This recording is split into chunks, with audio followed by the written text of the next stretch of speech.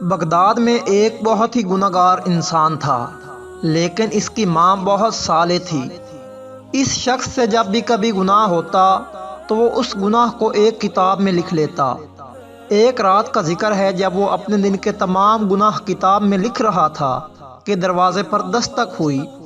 نکل کر باہر دیکھا تو نہایت ایک خوبصورت، حسین و جمیل، ماہ جبین لڑکی کھڑی تھی۔ اس نے اس لڑکی سے پوچھا کیا چاہیے؟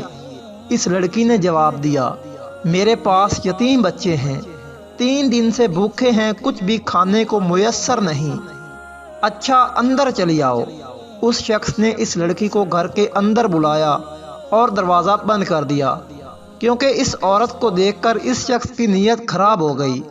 وہ عورت جان گئی کہ اس بندے کی نیت خراب ہو گئی ہے، کہ اس کے جی میں اب برائی آئی ہے۔ اس شخص نے اس عورت کو زبردستی اپنی طرف کھینچا تو اس نے زور سے کہا، اے مصیبتوں کو دور کرنے والے، مجھے اس انسان سے بچا، اور اے اپنی موت کو بھول جانے والے انسان، مجھے تو تم موت سے غافل لگتے ہو کہ تم نے اس سے کوئی سبق حاصل نہیں کیا کہ تم سے بہتر اور طاقتور لوگوں کو موت کھا گئی۔ ان کو بھی اس دنیا سے سوائے تھوڑی سی روزی اور کپڑے کے کچھ بھی نصیب نہ ہوا، اور جو منزلیں اور بڑے بڑے گھر انہوں نے آباد کیے وہ بھی خالی رہ گئے، اور تم خود بھی کل یا اگلے روز تن تنہا قبرستان میں جا گزین ہو کر ان کی ہمسائیگی میں چلا جائے گا۔ اے میرے پروردگار، میری فریاد کو سن اور اس انسان سے مجھے بچا۔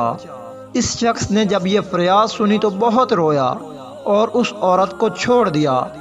اس شخص نے اس عورت کو کھانے کی چیزیں دیں اور کہا، یہ اپنے بچوں کو کھلا دو، میں بہت گناہ گار انسان ہوں۔ اپنے بچوں سے کہنا کہ اللہ سے میرے لیے دعا کریں کہ میرے گناہ معاف کر دے، اور جو گناہ میں اپنی کتاب میں لکھتا رہا وہ گناہ معاف ہونے کے بعد مٹ جائیں۔ اس عورت نے جاتے ہوئے اس شخص کو بہت دعائیں دیں۔